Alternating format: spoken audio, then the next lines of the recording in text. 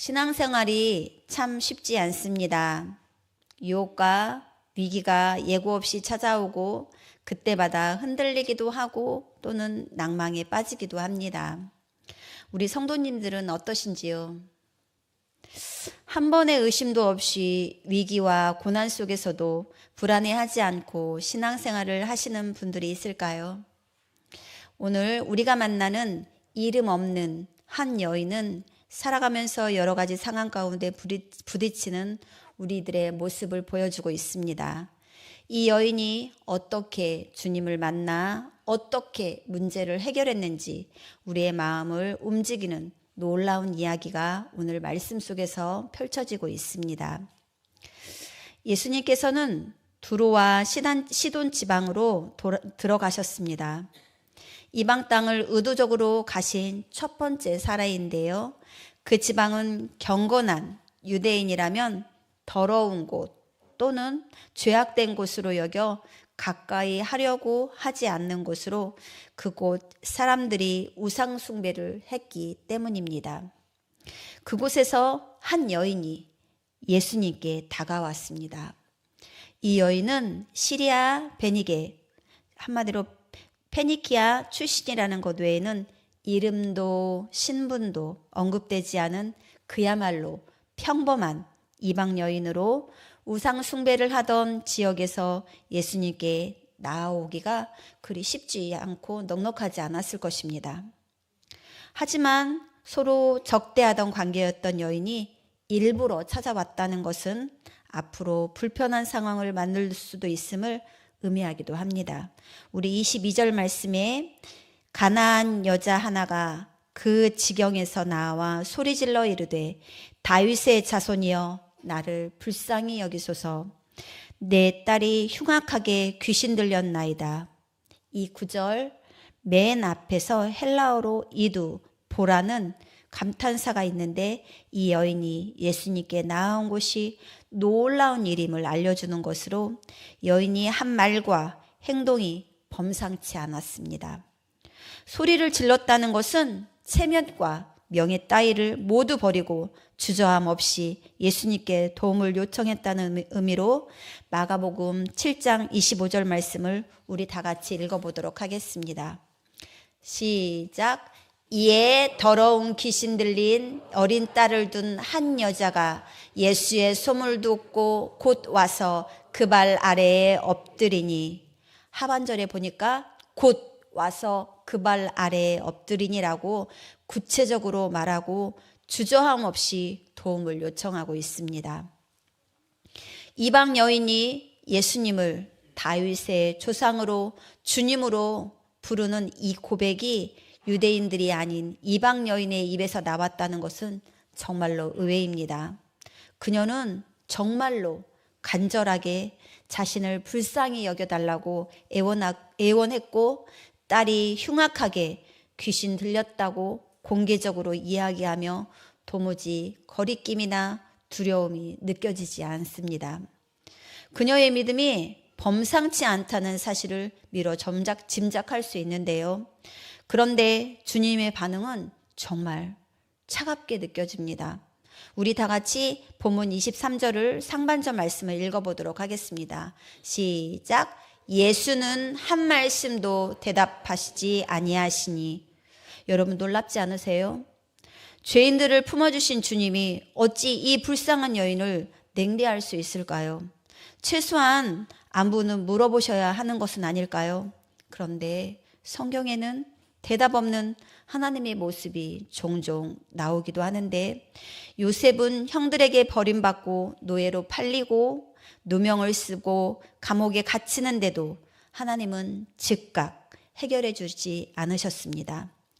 요셉이 내게 왜 이런 일이? 라는 질문 속에서 하나님의 침묵을 오랜 시간 경험하다가 나중에 하나님의 지혜와 섭리를 깨닫습니다.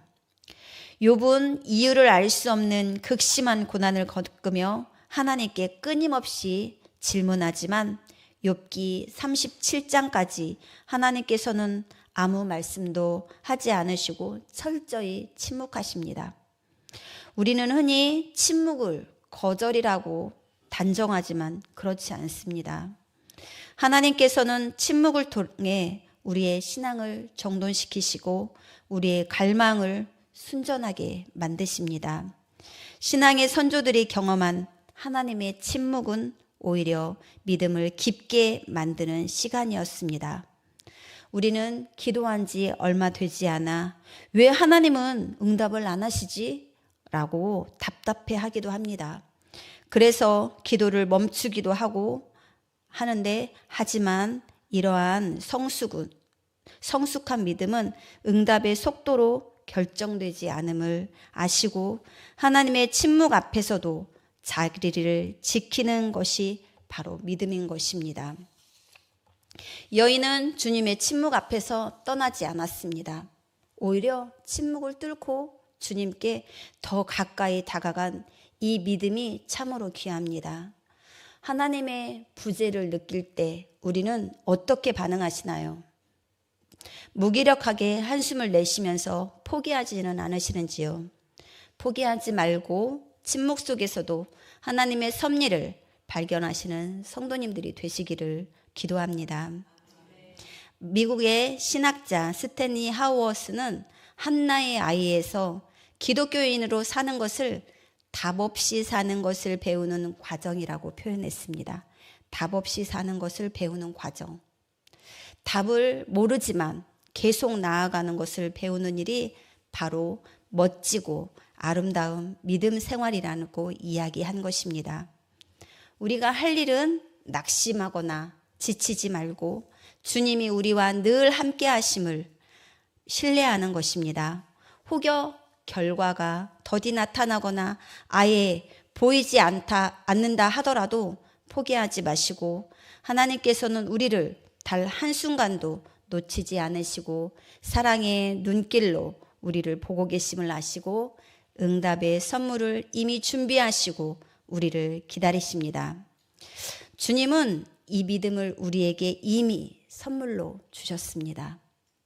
주님의 은혜 가운데 침묵의 시간을 섭리의 시간으로 바꾸어 달라고 간구하시기를 부탁드립니다.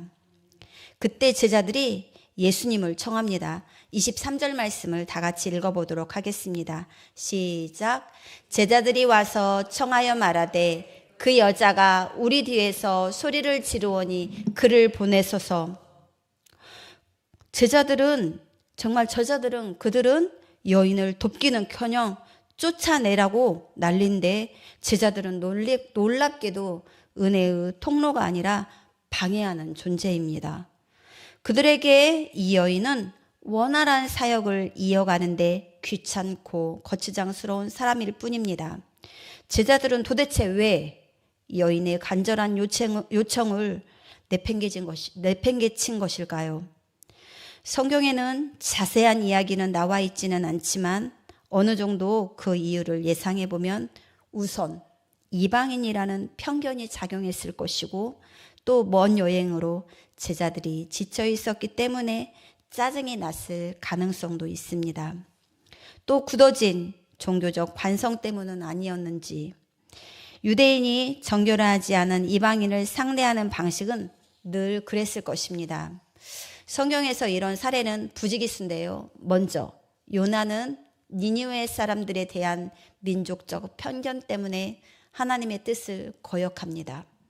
또 겟세마네에서 예수님의 제자들은 피곤한 나머지 예수님과 함께 깨어있지 못했습니다. 이스라엘 백성들은 출애굽 후 불편한 상황이 이어지자 하나님의 인도하심을 보지 못하고 그저 불평만 늘어놓았습니다. 그런데 우리도 별반 다르지 않습니다. 우리를 사랑과 믿음에서 멀어지게 만드는 방해 요소들이 얼마나 많은지 모릅니다. 편견과 선입견이라는 방해 요소가 있고 신앙의 다양성을 인정하지 못하고 자기 세계에 갇힌 완고함 또는 매우 강력한 방해 요소입니다. 우리 공동체 안에 편견이나 무관심 또 종교적 관성, 자기만 생각하는 이기적인 마음이 있지는 않습니까? 오늘 우리 자신들이 우리 교회가 예수님의 사랑을 경험하고자 다가오는 사람들에게 걸림돌이 되지는 않는지 자신을 돌아보며 점검해 봐야 할 것입니다. 그러나 여인은 제자들의 말에 멈추지 않았습니다. 어떤 방해에도 그 여인의 믿음을 꺾지는 못했는데 그것은 그녀의 신앙의 방향이 사람이 아니라 바로 우리 예수님이었기 때문입니다. 이것이 이 여인의 큰 믿음의 두 번째 모습입니다. 우리의 신앙도 타인의 시선이나 오해로 흔들릴 수 있습니다. 그러나 사람이 아니라 오직 예수님만을 바라볼 때 다시 세워짐을 아시고 어떤 일이 우리를 막아도 주님께 더 가까이 나아가는 믿음이 가득하신 성도님들이 되시기를 소망합니다. 여인에게 세 번째 시련이 닥쳐옵니다. 예수님께서 이렇게 말씀하신 것입니다. 본문 24절 말씀을 읽어보도록 하겠습니다. 시작. 예수께서 대답하여 이르시되 나는 이스라엘 집에 잃어버린 양 외에는 다른 데로 보내심을 받지 아니하였노라 하시니, 예수님의 이 말씀은 얼핏 민족적, 인종적 차별을 느낄 수 있는 말씀이기도 하고 모멸감과 수치감을 느끼게 할 만한 말씀이었습니다. 그런데 이 말씀은 사실이 아닙니다. 예수님은 이스라엘만을 위해서 오셨다고, 또는 이방인들이 사는 지역에 왜 오셨겠습니까? 아니지요. 예수님께서는 이 땅을 고치시기 위해 오신 것입니다. 그런데 예수님께서 그렇게 말씀하신 것은 아마도 이 이방 여인이 얼마나 주님을 의지하고 있는지 드러내고 싶으셨던 것 같습니다. 25절 말씀을 보면 여자가 와서 예수께 절하며 이르되 주여 저를 도우소서라고 여인은 말합니다. 여인은 거절당하는 상황 속에서도 포기하지 않고 오히려 더욱 간절하게 주님께 간구하는데도 예수님께서 충격적인 말씀을 하십니다. 우리 26절 말씀을 다 같이 읽어보도록 하겠습니다. 시작. 대답하여 이르시되 자녀의 떡을 취하여 개들에게 던짐이 마땅하지 아니하니라. 여기서 사용된 단어는 우리가 흔히 생각하는 개를 의미하는 것이 아니라 애완견을 가리킨 것으로 당시 유대인에게는 애완용 개라는 개념이 없었고 헬라 문화권에는 애완용 개를 길렀다고 합니다. 그 여인이 가나안 여인이면서 헬라 사람이었기 때문에 이 말뜻을 예수님께서 말씀하신 것을 알아들었을 것입니다. 그럼에도 불구하고 모멸감을 안겨주는 말임에는 틀림이 없었을 말임에도 불구하고 이 여인은 참으로 지혜롭게 대답을 합니다. 우리 다 같이 27절 말씀 여인이 대답을 한번 들어보도록 하겠습니다. 시작. 여자가 이르되 주여 올소이다마는 개들도 제 주인의 상에서 떨어지는 부스러기를 먹나이다 하니, 이 여인의 이 말은 주님의 말씀이 맞습니다. 저는 부스러기라도 먹겠습니다 라는 의미로 이 여인은 감정보다 은혜를, 자존심보다는 소망을 선택한 것입니다. 바로 이 간절함과 겸손 앞에서 예수님께서 진심을 드러내시며 여자여 내 믿음이 크도다 라고 칭찬하십니다. 그리고 그 딸은 즉시 나았습니다. 이것이 큰 믿음의 세 번째 모습입니다. 믿음은 우리의 감정을 조절하는 힘을 줍니다. 본문에 한나의 기도를 연상시키는데요. 아이를 낳지 못해 분인 나에게 조롱받는 상황에서 원통함과 격분 속에서도 겸손히 한나는 눈물로 기도합니다. 얼마나 간절하게 기도했으면 엘리가 그녀를 보고 포도주에 취한 것으로 오해했을까요? 바디메오는 사람들이 잠잠하라고 꾸짖는데도 다윗의 자손이여 나를 불쌍히 여기소서라며 크게 부르짖었습니다. 하나님 앞에서 우리는 종종 자존심을 내려놓지 못해서 금세 우리는 하나님에게서 뒤돌아서곤 합니다. 대인관계에서도 자존심을 우리를 힘들게 하곤 합니다. 모멸감을 느끼거나 자존심에 상처를 입으면 똑같이 응대하거나 주저함 없이 돌아섭니다. 그러나 여인은 자존심을 내려놓고 은혜를 붙드는 믿음을 보여주었습니다. 결국 겸손함과 간절함의 깊이가 믿음의 크기를 결정한다는 생각이 들지 않으십니까? 우리가 할 수 있다고 생각할수록 주님의 자리는 작아집니다. 주님의 자리가 줄어든다는 것, 그것이 작은 믿음이 아니고 무엇일까요? 하덕그의 가시나무의 가시처럼 내 속에 내가 많으면 주님이 오실 자리가 없습니다. 사랑하는 성도 여러분, 우리가 주인 삼은 모든 것을 내려놓고 주님의 도우심을 간구하시기를 소망합니다. 내가 삼은 모든 것이라는 찬양 가사를 읽어보면, 제가 읽어드리면, 내가 주인 삼은 모든 건 내려놓고 내 주 대신 주 앞에 나가 내 사랑했던 모든 건 내려놓고 주님만 사랑해 라고 가사가 이렇게 적혀 있습니다. 이 여인이 굴욕감을 견딜 수 있었던 이유를 생각해 봤습니다. 그것은 간절함과 겸손함이었습니다.